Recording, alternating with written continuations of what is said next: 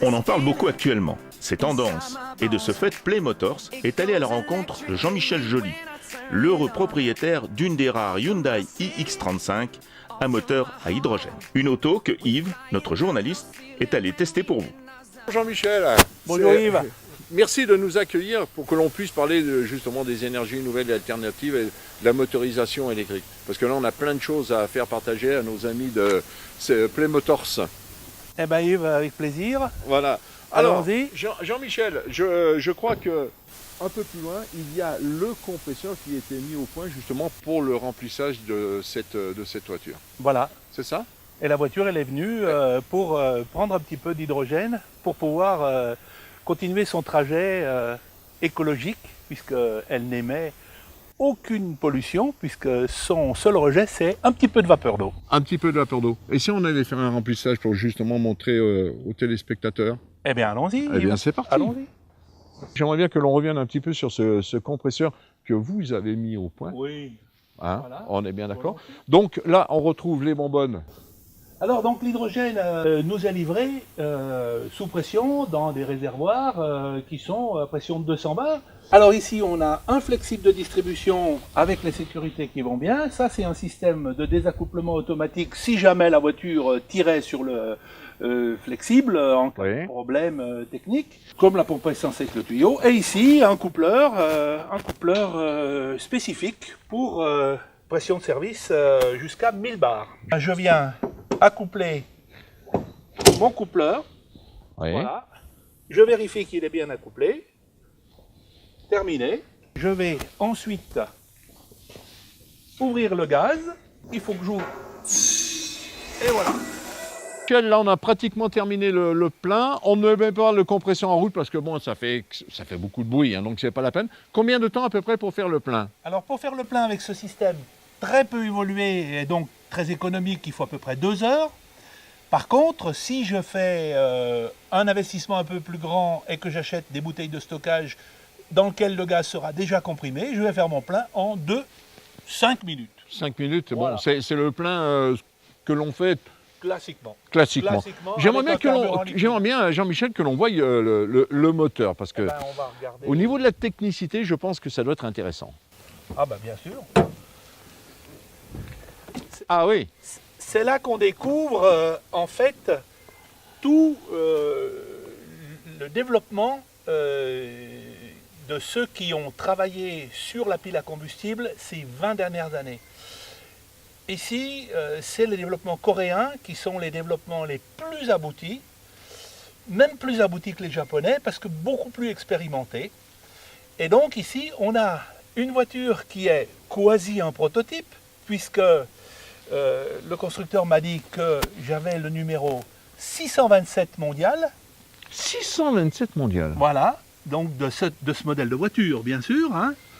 Il faut estimer qu'il y a 3 ou 4 constructeurs qui ont fait à peu près le même nombre de voitures. Donc on a de l'ordre de 2000 voitures dans le monde, à comparer avec les millions de voitures qu'on a sur la route tous les jours, ici même en France.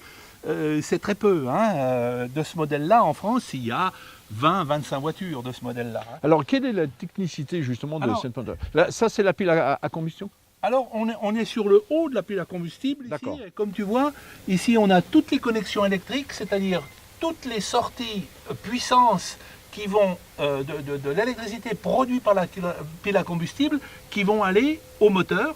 Et donc, en fait, on a un sandwich avec les moteurs électriques qui sont sur les roues au niveau du train avant, la pile à combustible qui est dans la boîte qui est juste là-dessous, et ici toute la connectique électrique. Avec ici, ici c'est l'entrée du compresseur d'air, hein, puisque en fait, Ça ressemble étrangement à une boîte à air d'ailleurs. Hein. oui, en fait le système qui est en dessous ici, la pile, est un empilage, comme son nom l'indique, de membranes sur lequel on va faire passer un flux d'air comprimé dans lequel on va trouver l'oxygène et un flux d'hydrogène qui va venir des bouteilles qui sont à l'arrière. Oui. Et quand on va combiner ces deux flux de gaz sur la membrane, on va obtenir une différence de potentiel d'1,24 V et une production d'eau et une production de chaleur annexe, hein, Et ce volt 24, en fonction du nombre de membranes et qu'on aura mis, on va avoir du 12 volts, du 24 volts, voilà. Et en fonction de la taille de la membrane, on aura une puissance de X watts, 2X watts, 3X watts, etc. etc. Donc c'est ça la technologie qui a été développée, c'est-à-dire on est parti d'un système, d'un principe physique parfaitement bien connu qui est la combinaison hydrogène-oxygène pour création de l'eau et création d'une différence de potentiel. Et on a su concentrer la technologie pour faire, à partir de ce système de laboratoire, des systèmes énergétiques qu'on va appliquer à la mobilité, qui sont à la fois compacts, performants et aussi avec une grande durée de vie. Puisque là, on Pas de pollution. Ah la pollution. Voilà, le moteur ne se pollue pas. Ce n'est plus un moteur. Ouais. En fait, c'est un groupe électrogène. C'est un gros groupe électrogène. C'est un groupe électrogène qui est, du point de vue puissance, énorme, mais du point de vue taille, miniature, et qui n'engendre aucune pollution, sinon le rejet de quelques grammes de vapeur d'eau chaque jour. Donc au niveau de la technicité, ça on a compris, bon, c'est un petit peu peut-être complexe encore dans un premier temps parce qu'on n'est pas habitué à ce genre de motorisation, mais au niveau de l'entretien. Alors au niveau de l'entretien, plus rien. Plus rien du tout. Plus rien. On a, disons que l'échéance, c'est la durée de vie de la pile. C'est de l'ordre de 10 000 heures, qui correspond à 200 000 km à peu près. Parfait, Michel, on ferme le capot. Ça tombe bien parce qu'on a du gaz. Et ben voilà, on a le gaz, on a fait le remplissage, et puis on va aller faire un tour avec cette voiture, vous faire découvrir justement, mesdames et messieurs, eh bien, la conduite de ce véhicule. Il faut dire alors, déjà, le confort, ça c'est sûr. Et puis au niveau de la motorisation, regardez, pas de bruit, c'est tellement une conduite décontracte que je suis même persuadé, hein, Jean-Michel, hein, vous me coupez si je raconte une bêtise, j'ai l'impression qu'on n'a pas envie d'aller très vite avec cette voiture. Effectivement, ça apaise complètement. Je pense que c'est d'ailleurs quelque chose qui est aussi valable pour d'autres types de voitures électriques à batterie. C'est apaisant, c'est un mode de conduite apaisant. J'ai l'impression qu'au niveau de l'accélération, c'est très progressif. On n'a pas d'à-coup, on n'a rien. Regardez, je vais accélérer un petit peu alors qu'on est dans une zone. Hein. Oh, hop, voilà. On prend un petit peu de vitesse, mais c'est sans à-coup. On a l'impression, on a même envie de lâcher le volant, tellement c'est agréable à conduire. On vient de prendre l'autoroute, la bretelle d'accès. Donc, vous voyez, ça monte progressivement au niveau des tours. Là, on est à 80, 90. On va accélérer un petit peu justement pour voir ce qui va se passer. Pas de bruit, tout en douceur, tout en souplesse. C'est franchement exceptionnel. Et on retrouve totalement le plaisir de rouler, puisqu'en fait, plus de bruit. La voiture ne nous demande aucune attention particulière, sinon de tenir le pied sur l'accélérateur pour garder la vitesse. Boîte auto, bien sûr. La boîte, il n'y a plus de boîte là. Hein, il n'y a plus de boîte. Parce que c'est marche avant, marche arrière. Ah bah oui, marche avant, marche arrière en plus. Avant, marche arrière. Je veux dire que l'hybride, c'est nécessairement qu'une étape. Pour passer à l'électrique pur. Tout le monde revient à l'électrique. Bon, on est bien d'accord, Jean-Michel, que donc ce moteur à hydrogène, à la base, un moteur à hydrogène n'existe pas. On ne peut pas faire cette alliance du mot moteur et du mot hydrogène directement. On a deux types de moteurs. On a soit un moteur à cycle thermique, dans lequel on va pouvoir faire le fonctionnement avec divers carburants, et dans la liste de ces carburants, on a l'hydrogène. On a l'hydrogène, qui bien est sûr. Un carburant qui sous forme gazeuse. Le véhicule a une motorisation à cycle thermique ou électrique, et l'hybride a le mariage des deux. Et côté, le moteur à cycle thermique, il va fonctionner avec des produits explosifs, on va dire, qui sont issus des chaînes hydrocarbonées, Et dans cette liste, on va rajouter l'hydrogène qui lui n'a pas de carbone, mais bon, qui lui peut aussi servir à faire l'explosion et donc le fonctionnement du moteur à cycle. Et puis de l'autre côté, les moteurs électriques qui vont être alimentés par une source d'électricité. Et cette source d'électricité, on va la trouver dans un stockage de pure électricité, c'est ce qu'on appelle la batterie. L'aboutissement, c'est la pile à combustible, qui est un groupe électrogène compact, sans nuisance, sans pollution, qui, elle, produit l'électricité à la demande, en mélangeant simplement l'oxygène de l'air et l'hydrogène qu'on lui aura stocké dans un réservoir qui est dans le véhicule. À votre avis, c'est l'avenir?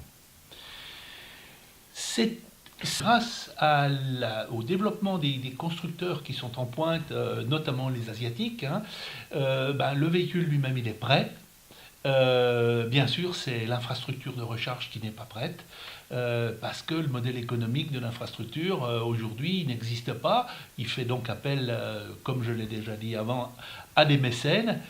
Ces mécènes sont là, c'est les grands gaziers, c'est les grands énergéticiens. Par contre, on va mettre, à mon avis, 10 ans seulement. Ouais. Est-ce que les gens sont prêts? Quand ils auront essayé le véhicule, quand ils auront vu comment... Il faut l'essayer, ce véhicule. Il faut l'essayer. Mais malheureusement, les concessionnaires n'en ont pas.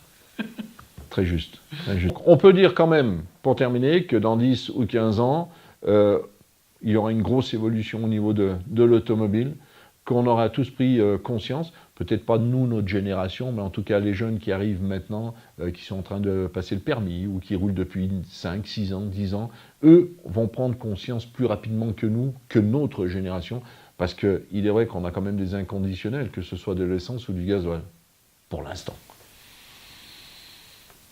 Parce que c'est pas à travers le carburant qui sont inconditionnels, c'est à travers la motorisation qu'on a développée sur la base de ce carburant qui leur donne le plaisir de la conduite. Absolument, c'est le plaisir de la conduite. Voilà. C'est le plaisir de la conduite. On développera certainement le plaisir de la conduite dans un autre registre avec l'électricité. Pour preuve, c'est que maintenant les Formule 1 roulent électriques. Le trophée Andros, il y a des courses voitures électriques. On y vient tout doucement, Mais je pense qu'il va falloir quand même changer les mentalités. Oui, mais elles se changeront toutes seules, en fait. Avec la nouvelle génération. Jean-Michel, merci de nous avoir accueillis, merci de nous avoir fait essayer ce véhicule. On rappelle que c'est le numéro 627 mondial. 627 mondial et qu'il y a une vingtaine de ce genre de véhicules en France. Voilà, une vingtaine de cette marque-là. Et au total, on peut dire peut-être le double, une quarantaine de véhicules, à comparer à, je ne sais pas combien de millions, une dizaine de millions de véhicules qui roulent. Merci Jean-Michel. Merci pour votre accueil. C'était un plaisir. C'était un plaisir. On rappelle à nos amis téléspectateurs de Play Motors que notre prochaine émission, avec mon ami Jean-Fred, et je peux vous le dire, on sera en montagne, on sera sur la coupe 104 ZS, on sera dans la neige, on va s'équiper pour ça, mais je pense que là aussi on aura un sujet qui sera intéressant parce que vous êtes toutes et tous passionnés justement par cette petite voiture qui était la 104 ZS à l'époque. Allez, à très bientôt, bye bye.